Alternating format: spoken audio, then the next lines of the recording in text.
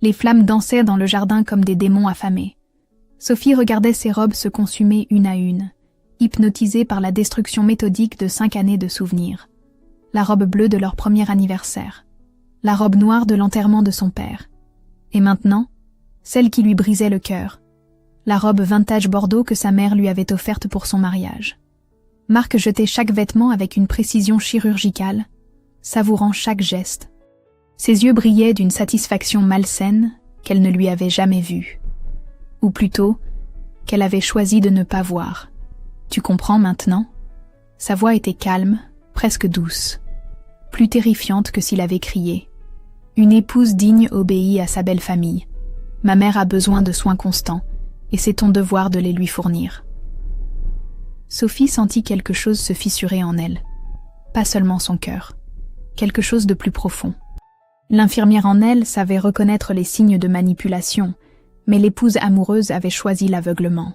« Je travaille 60 heures par semaine à l'hôpital », murmura-t-elle. « Je ne peux pas... Tu peux démissionner. » Il lança une autre robe dans le feu. « Monique est prioritaire.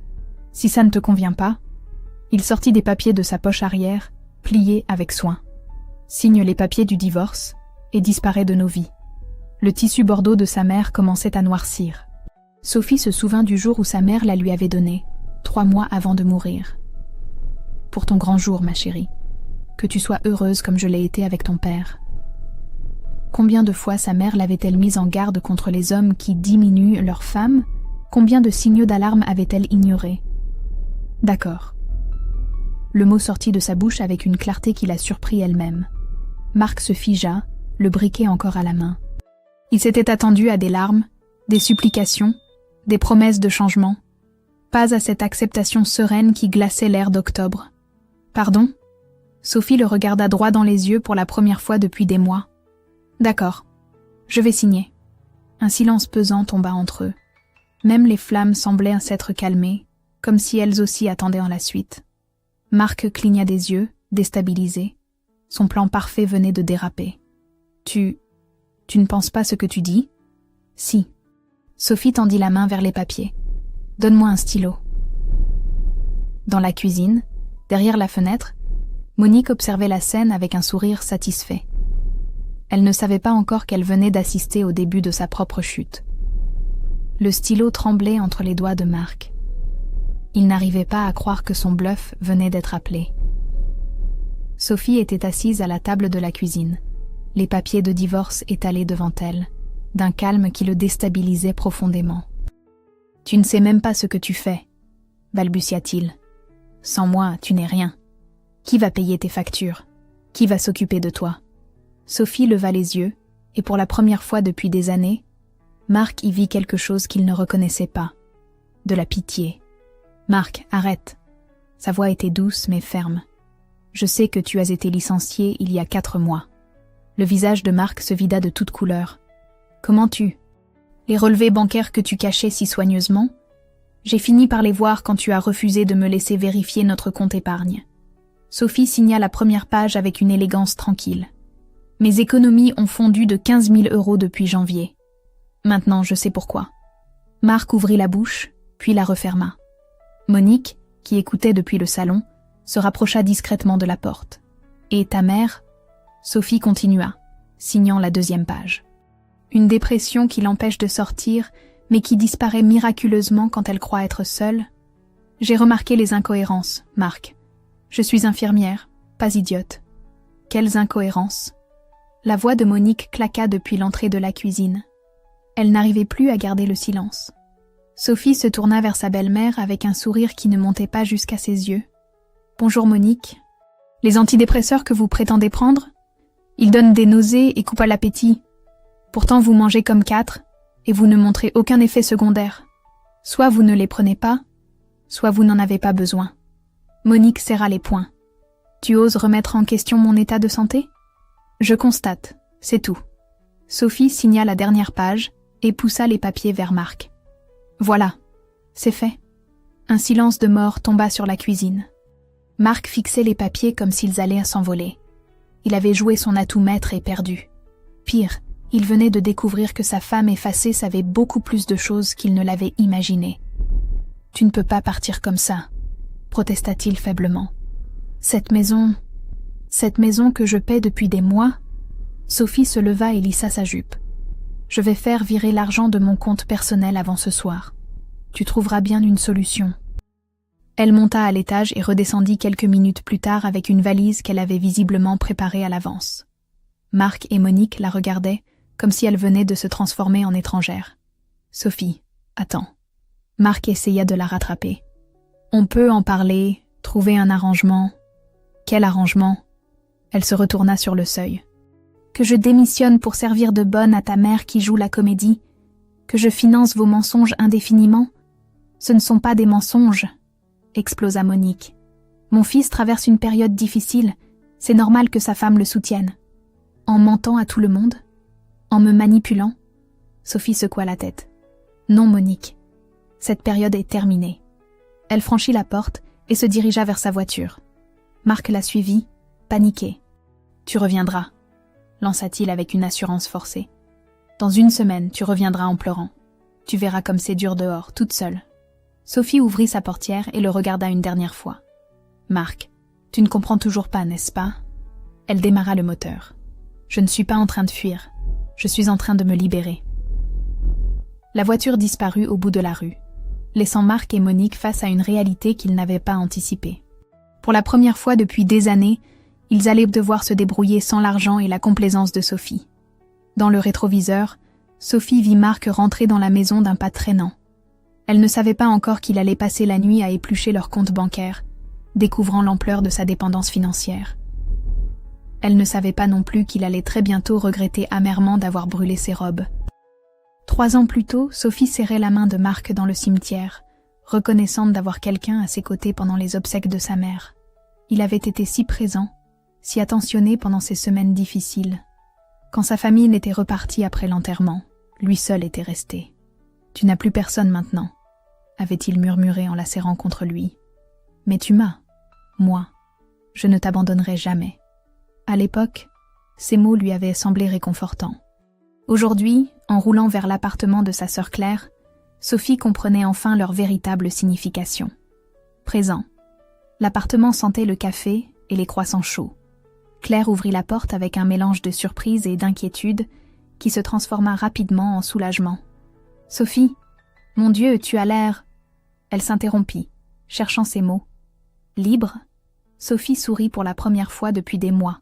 « Oui, je crois que c'est le mot. » Elles s'installèrent dans le salon, pendant que Sophie racontait les événements de la veille. Claire l'écoutait sans l'interrompre, mais son visage se durcissait à chaque détail. « Les robes de maman aussi ?» demanda-t-elle finalement. Sophie hocha la tête, sentant les larmes monter. Il savait exactement ce qu'il faisait. Il voulait détruire tout ce qui me reliait à ma vraie famille. « Sophie », Claire prit ses mains. « Il faut que tu saches quelque chose. On a tous essayé de te parler au début, papa, moi, même grand-mère. Mais chaque fois qu'on émettait la moindre réserve sur Marc, tu nous coupais la parole. Il disait que vous étiez jaloux de mon bonheur. Et tu l'as cru. » Claire soupira. « Tu te souviens de l'anniversaire de papa, l'année dernière? Tu n'es pas venue parce que Marc avait soi-disant une urgence au travail. » Sophie fronça les sourcils. « Il avait un dossier important. » « Sophie, papa est mort 2 semaines après cet anniversaire. Tu as raté ces derniers moments lucides parce que Marc t'a convaincu que son travail était plus important que ta famille. » Le choc figea Sophie sur place. Elle se souvenait de cette soirée. Marc avait effectivement parlé d'un dossier urgent, mais maintenant qu'elle y repensait, il avait passé la soirée à regarder la télévision. « Et le mariage de Thomas ?» continua Claire impitoyablement. « Tu n'y étais pas non plus. Marc était malade. Tu te souviens ? » Les souvenirs affluaient maintenant, chacun révélant le même schéma. Chaque événement familial manqué, chaque excuse de Marc, chaque fois où elle avait choisi son mari plutôt que sa famille. Pas par amour, réalisait-elle maintenant, mais par manipulation.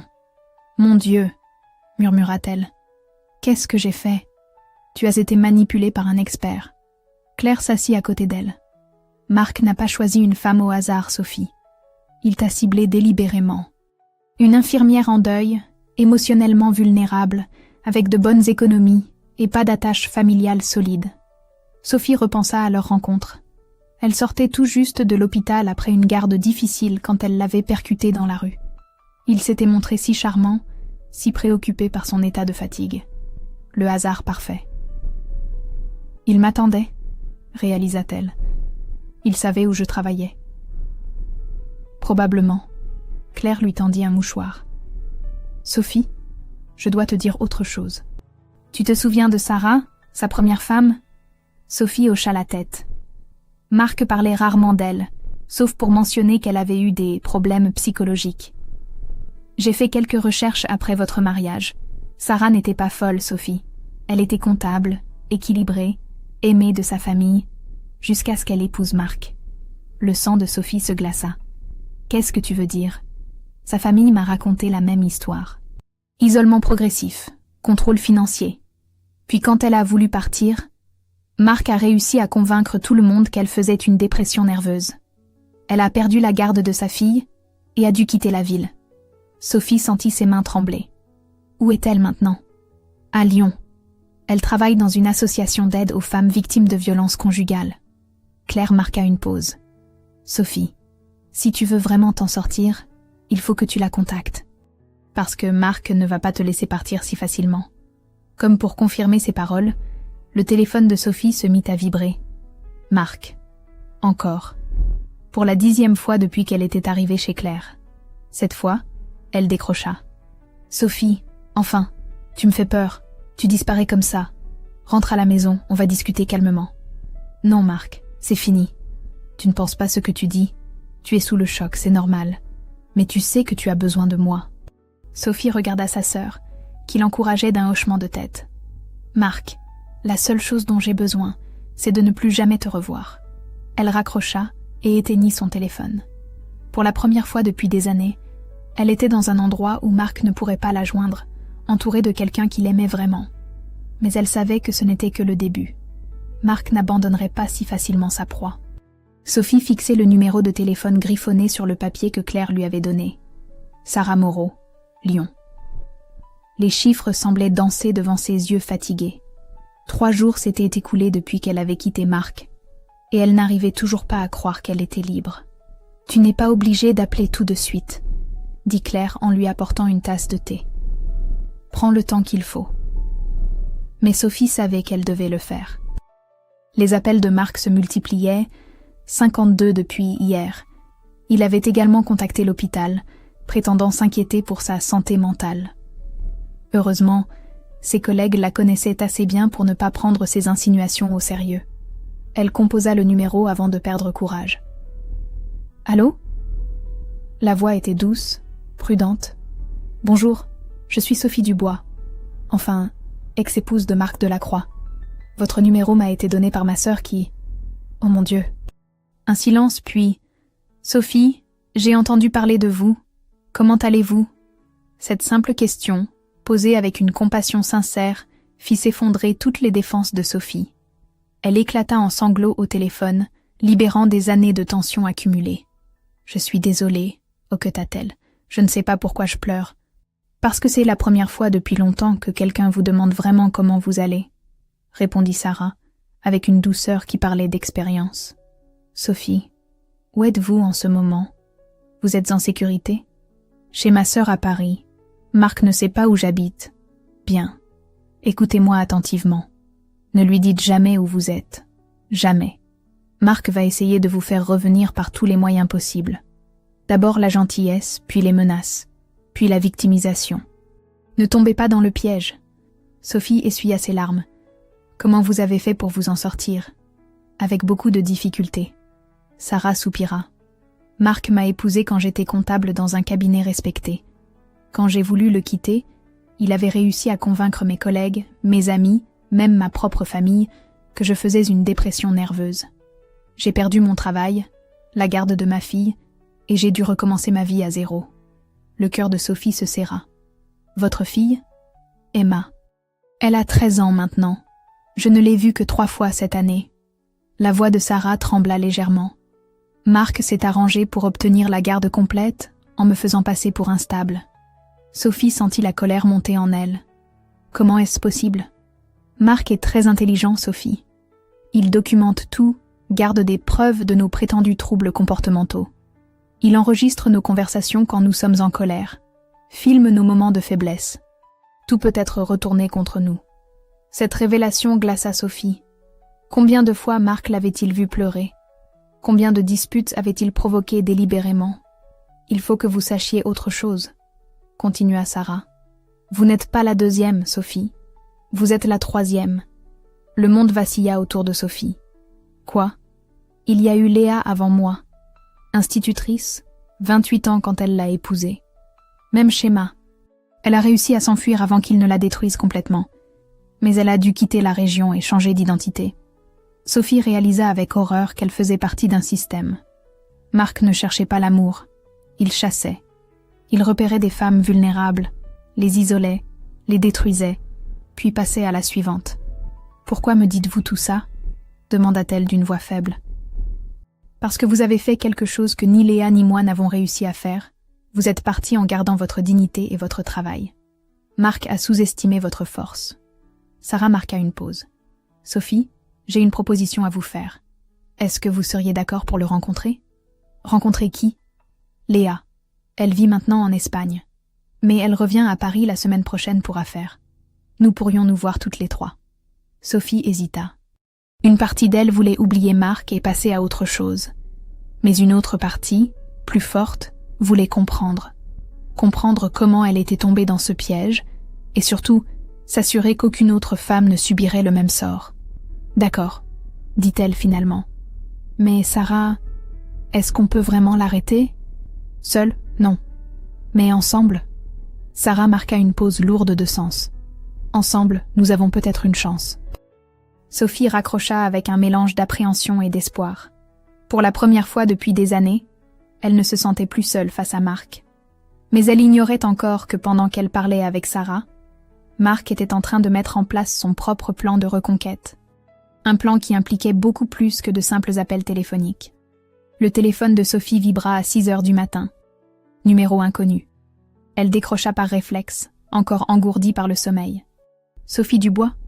Ici l'administration de l'hôpital Saint-Louis.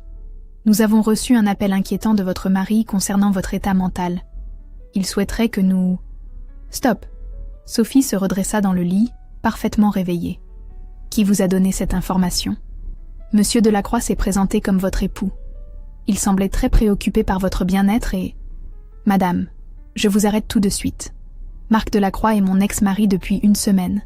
Nous avons divorcé. Il n'a aucun droit d'obtenir des informations sur moi, et ce qu'il fait s'appelle du harcèlement. » Un silence gêné au bout du fil. « Oh, nous n'étions pas au courant du divorce. » Monsieur Delacroix était très convaincant. Évidemment qu'il était convaincant. Sophie sentit la colère monter. « C'est exactement ce qu'il fait. Il manipule. Puis-je savoir exactement ce qu'il vous a dit ? Il prétendait que vous aviez quitté le domicile conjugal dans un état de confusion mentale, que vous ne preniez plus vos médicaments et que votre famille était inquiète. » Sophie ferma les yeux. Marc avait été très précis dans ses mensonges. Assez pour semer le doute, sans être vérifiable immédiatement. « Madame, je vais être très claire. Je ne prends aucun médicament. Je ne souffre d'aucun trouble mental. Et ma famille me soutient entièrement. Si Marc Delacroix vous rappelle, prévenez-moi immédiatement. » Après avoir raccroché, Sophie resta assise sur le lit, tremblante. Ce coup de fil lui rappelait quelque chose. Sarah avait mentionné que Marc avait réussi à convaincre ses collègues qu'elle était instable. Était-ce comme ça que ça avait commencé ? Elle composa le numéro de Sarah. « Il a contacté votre hôpital ?» Sarah ne semblait pas surprise. « Sophie, c'est exactement ce qu'il m'avait fait. D'abord l'hôpital, puis mes collègues, puis ma famille. Il sème le doute petit à petit. Mais pourquoi maintenant ? Ça fait 1 semaine que je suis partie. Parce qu'il a réalisé que vous ne reviendriez pas en pleurant comme il l'espérait. Maintenant, il passe au plan B. Vous discréditer pour vous faire revenir ou vous détruire. » Sophie sentit un frisson lui parcourir l'échine. « Sarah, vous m'aviez dit que Marc avait documenté vos disputes. » »« Oui. Il me provoquait jusqu'à ce que j'explose. Puis il filmait mes crises avec son téléphone. Plus tard, il montrait ses vidéos à mes proches en expliquant qu'il essayait de m'aider malgré mes troubles. Sophie repensa aux derniers mois de son mariage. Combien de fois Marc l'avait-il poussée à bout? Combien de fois avait-elle craqué pendant qu'il restait étrangement calme? Elle n'avait jamais remarqué s'il filmait, mais maintenant qu'elle y pensait... Sophie, vous êtes toujours là? Oui, désolée. Sarah, est-ce que Marc a essayé de contacter votre famille après votre départ? Bien sûr, il leur a raconté que j'avais abandonné ma fille sans explication, que j'étais devenue instable depuis mon burn-out au travail. Il était si convaincant que ma propre mère a cru que j'avais besoin d'aide psychiatrique. Le cœur de Sophie s'accéléra. Marc connaissait sa famille. Il savait que ses relations avec eux s'étaient distendues à cause de ses manipulations. Serait-il assez audacieux pour les contacter? Comme en réponse à ses pensées, son téléphone sonna. Claire. Sophie, il faut qu'on parle. Papa vient de m'appeler. Grand-père? Qu'est-ce qu'il a dit? Marc l'a contacté. Il lui a raconté que tu avais fait une sorte de crise nerveuse, que tu avais quitté la maison sans explication et qu'il était très inquiet pour toi. Sophie ferma les poings. Et grand-père l'a cru? Au début, oui. Marc était très convaincant. Il a dit que tu refusais de répondre à ses appels et qu'il ne savait plus quoi faire. Claire marqua une pause. Mais papa n'est pas stupide, Sophie. Il a trouvé bizarre que Marc l'appelle directement, alors qu'il ne lui avait jamais parlé avant. Qu'est-ce qu'il a répondu? Il a dit à Marc qu'il te contacterait directement pour savoir ce qui se passait. Marc a insisté pour qu'il ne le fasse pas, prétendant que ça pourrait aggraver ton état. C'est là que papa a compris que quelque chose clochait. Sophie soupira de soulagement. Au moins, son grand-père n'était pas tombé dans le piège. Sophie, continua Claire, Marc ne va pas s'arrêter là. S'il a déjà contacté l'hôpital et grand-père, il va probablement essayer d'autres personnes. Tes amis, tes autres collègues. Je sais. Sophie se leva et commença à faire les 100 pas. Sarah m'a prévenue. C'est sa méthode. Sarah? Sophie raconta rapidement sa conversation avec la première ex-femme de Marc. Quand elle eut terminé, Claire resta silencieuse un long moment. Sophie, tu te rends compte de ce que ça signifie? Marc n'est pas juste un mari manipulateur. C'est un prédateur qui recommence le même schéma encore et encore. Je sais. Et c'est exactement pour ça qu'il faut l'arrêter. Comment? Sophie regarda par la fenêtre, observant les passants qui vaquaient à leurs occupations normales. Hier encore, elle aurait voulu faire partie de ces gens ordinaires qui n'avaient pas à se battre contre des manipulateurs. Mais aujourd'hui, elle savait qu'elle avait une responsabilité.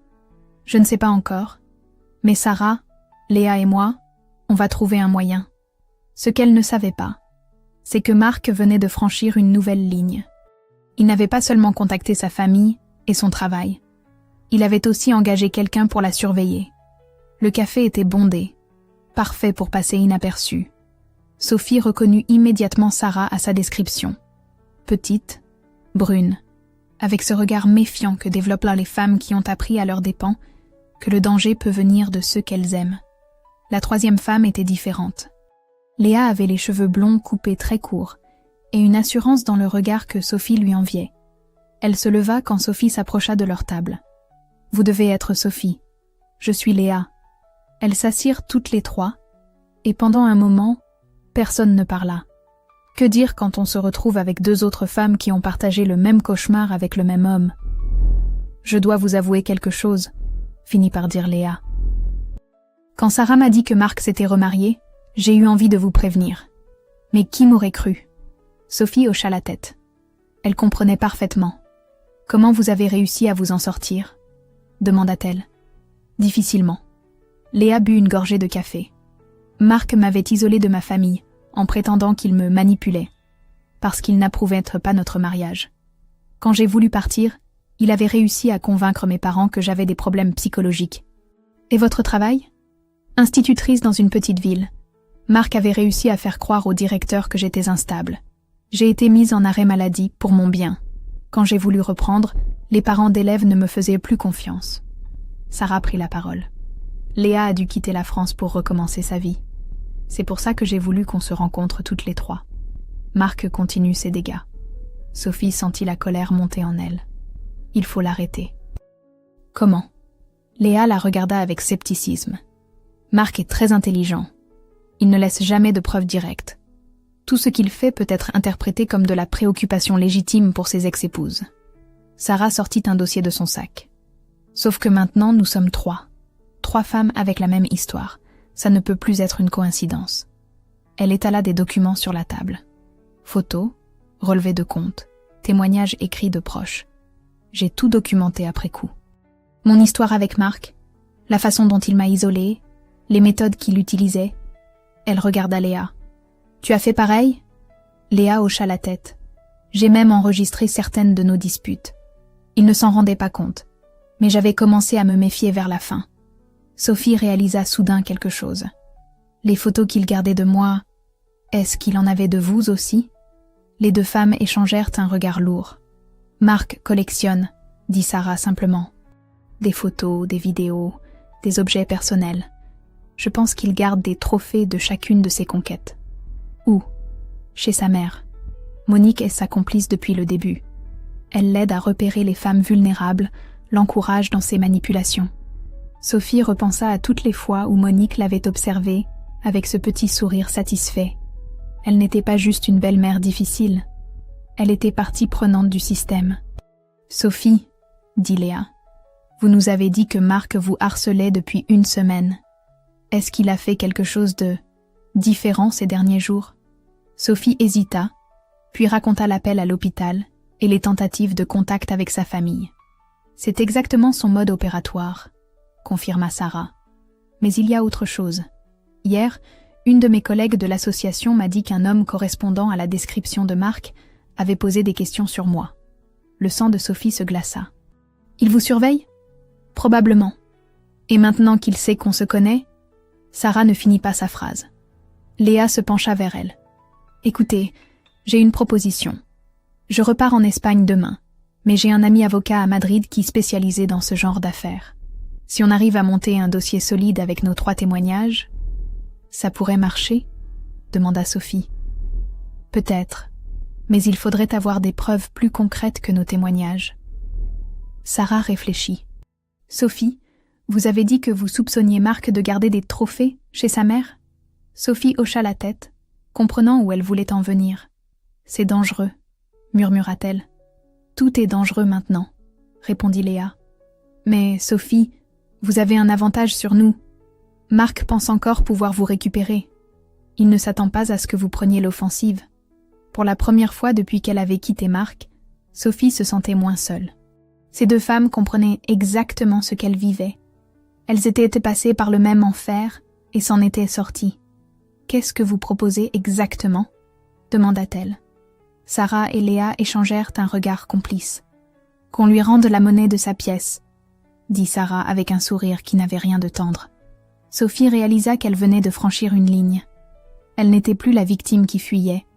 Elle était devenue la chasseuse. Sophie n'avait pas dormi depuis 2 jours.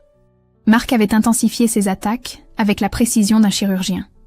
D'abord, il avait appelé tous ses collègues de l'hôpital, un par un, leur racontant qu'elle traversait une période difficile et qu'il s'inquiétait pour les patients qu'elle soignait. Ensuite, il avait contacté ses quelques amies restantes. À chacune, il livrait une version légèrement différente de la même histoire. Sophie avait eu un épisode, elle refusait de prendre ses médicaments, elle était devenue paranoïaque. Le plus pervers, c'est qu'il ne mentait jamais complètement. Il mélangeait des faits réels avec ses interprétations toxiques, créant un récit juste assez crédible pour semer le doute. Claire entra dans la cuisine, où Sophie fixait son café froid. « Il a appelé Maria cette nuit », dit-elle sans préambule. Maria, la meilleure amie de Sophie depuis l'école d'infirmière. Sophie ferma les yeux. « Qu'est-ce qu'il lui a dit ? Que tu avais disparu après une dispute, que tu ne répondais plus au téléphone et qu'il pensait que tu pourrais lui faire du mal ou te faire du mal à toi-même. » Sophie sentit ses mains trembler. « Et elle l'a cru ? » « Au début, oui. Marc lui a rappelé que tu avais déjà eu des moments difficiles après la mort de ta mère. Il a dit que les mêmes symptômes revenaient. C'était diabolique. Marc prenait sa période de deuil naturelle et la transformait en antécédent de fragilité mentale. Chaque émotion normale devenait un symptôme dans sa bouche. « Mais Maria te connaît bien, » continua Claire. « Elle a trouvé bizarre que Marc l'appelle en pleine nuit. Elle m'a contactée pour vérifier. » Sophie soupira de soulagement. « Au moins, une amie n'était pas tombée dans le piège. Son téléphone vibra. Message de Marc. Sophie, je sais que tu lis mes messages.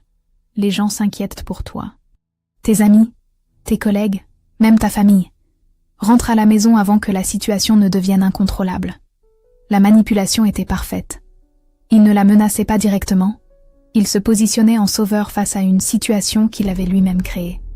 Sophie répondit pour la première fois en une semaine. Marc, arrête de harceler mes proches. C'est fini entre nous. La réponse arriva immédiatement. Tu vois, tu es agressive, paranoïaque. C'est exactement ce que je leur ai dit. Sophie, tu as besoin d'aide. Elle éteignit son téléphone, les mains tremblantes de rage. Marc était en train de créer une prophétie auto-réalisatrice.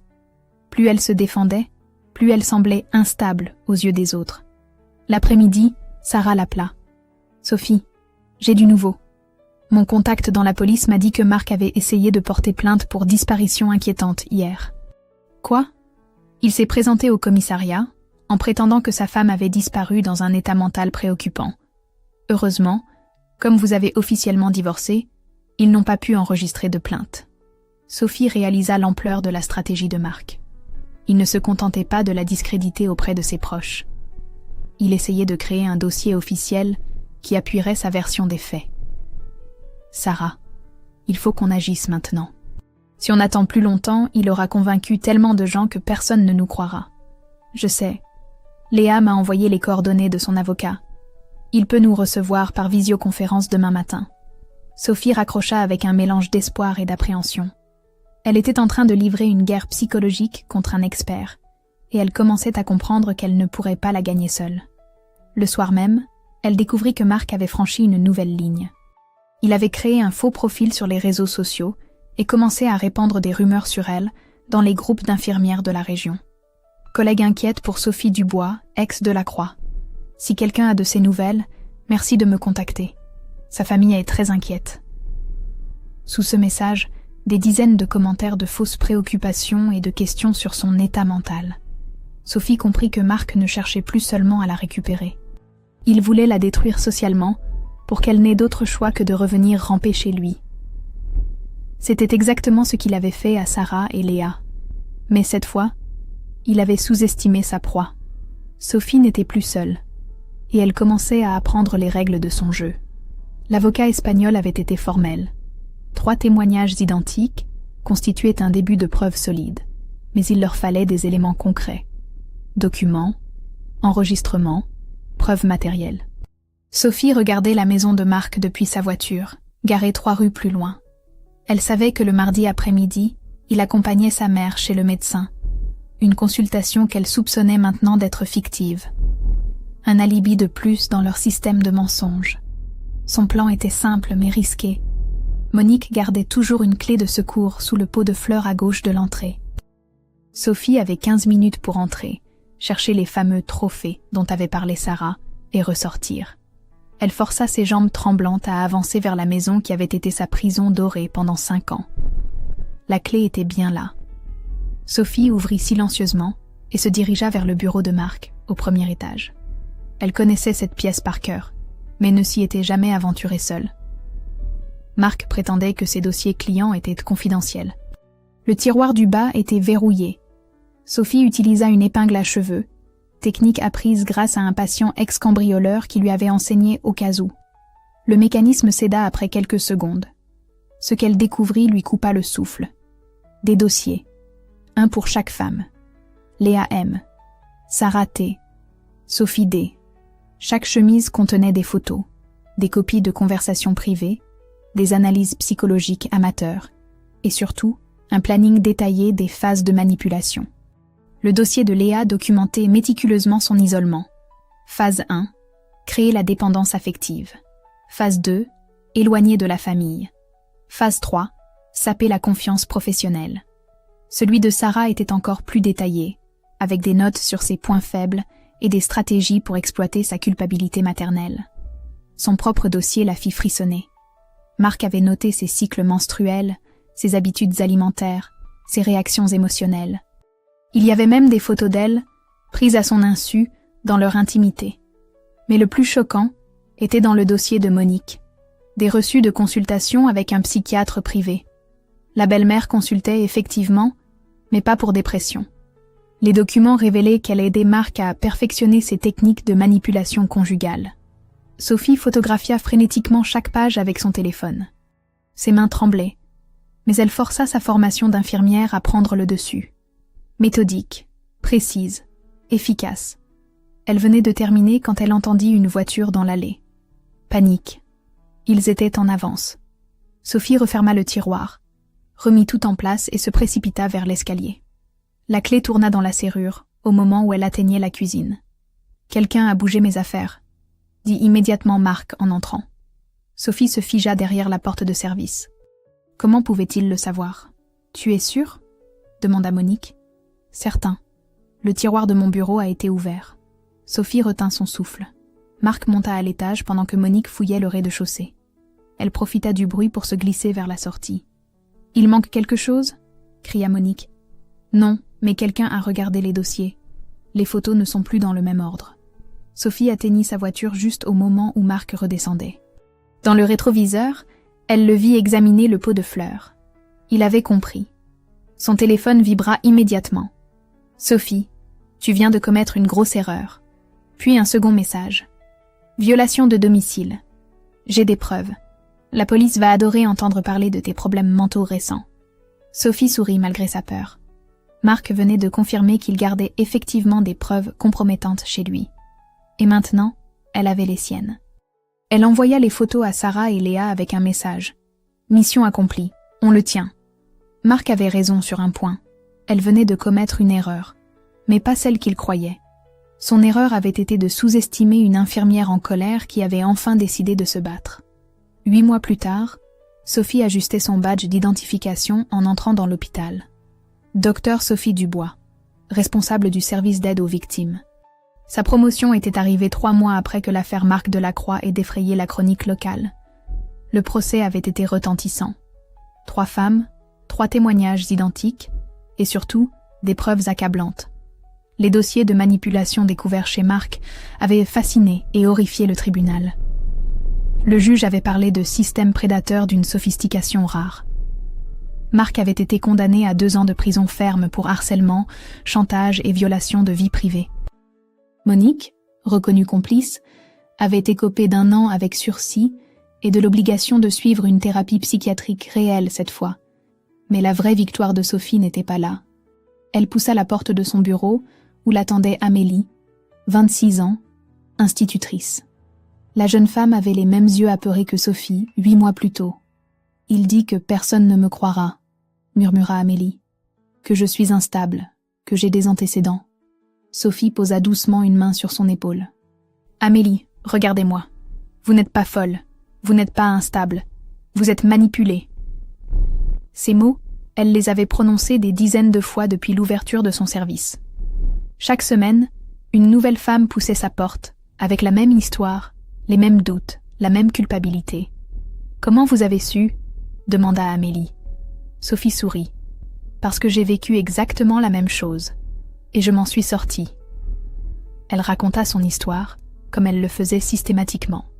Pas pour se mettre en avant, mais pour montrer qu'il existait un après, que la manipulation n'était pas une fatalité. « Vous avez vraiment créé tout ça ?» Amélie regardait autour d'elle le bureau moderne, les brochures d'information, les numéros d'urgence affichés. Avec Sarah et Léa, oui, l'association 3 Voix aide maintenant plus de 200 femmes par an. Sarah dirigeait l'antenne de Lyon, Léa celle de Madrid. Elles s'appelaient chaque semaine, partagèrent leurs expériences, leurs réussites et leurs échecs. Et votre ex-mari ? Marc sort de prison dans 6 mois, mais il ne pourra plus jamais exercer comme avocat. Son nom est dans tous les fichiers de police spécialisés. Sophie marqua une pause. Surtout, il sait que nous le surveillons, qu'au moindre écart, nous serons là. C'était leur véritable vengeance. Pas la destruction, mais la vigilance. Marc pouvait essayer de recommencer. Mais désormais, il avait un passé public. Plus jamais il ne pourrait opérer dans l'ombre. Amélie repartit avec un plan d'action personnalisé, des contacts d'urgence, et surtout, l'assurance qu'elle n'était pas seule. Le soir, Sophie rentra dans son nouvel appartement. lumineux, spacieux, choisi par elle seule. Sur la table de la cuisine, un bouquet de roses rouges l'attendait avec un mot de Thomas, le kinésithérapeute qu'elle fréquentait depuis 4 mois. Pour célébrer tes 8 mois de liberté, fier de toi. T. Thomas était patient, respectueux, et surtout, il comprenait qu'elle avait besoin de temps. Leur relation avançait lentement, naturellement, sans pression ni manipulation. Sophie ouvrit son ordinateur et consulta les statistiques de leur site web. 15 000 visites ce mois-ci, 300 demandes d'aide, 85% de femmes qui avaient réussi à quitter leur situation. Son téléphone vibra. Message de Claire. Vu l'article sur ton association dans Le Figaro, maman aurait été fière. Sophie sourit en regardant la photo de sa mère posée sur le rebord de la fenêtre. Celle-ci avait survécu à l'incendie de Marc parce qu'elle était dans sa valise ce jour-là. Un signe, peut-être. Elle ouvrit ensuite un message de Léa, nouvelle candidate pour le poste de psychologue à Madrid. Elle a vécu la même chose que nous. Elle veut t'aider. C'était devenu leur marque de fabrique. Recruter d'anciennes victimes devenues combattantes. Qui mieux qu'elle pouvait comprendre et accompagner? Sophie éteignit son ordinateur et se prépara un thé. Demain, elle recevrait probablement 3 ou 4 nouvelles femmes. Elle leur dirait la même chose qu'à Amélie. Vous n'êtes pas folle, vous pouvez vous en sortir. Et chaque fois qu'elle prononçait ces mots, elle se souvenait de la femme brisée qui regardait brûler ses robes 8 mois plus tôt. Cette femme-là n'existait plus. À sa place se tenait Sophie Dubois, survivante devenue sauveuse. Marc avait voulu la détruire. Il avait créé son pire cauchemar. Une femme libre qui empêchait d'autres prédateurs de sévir. Sa vraie vengeance? Transformer sa douleur en espoir pour les autres.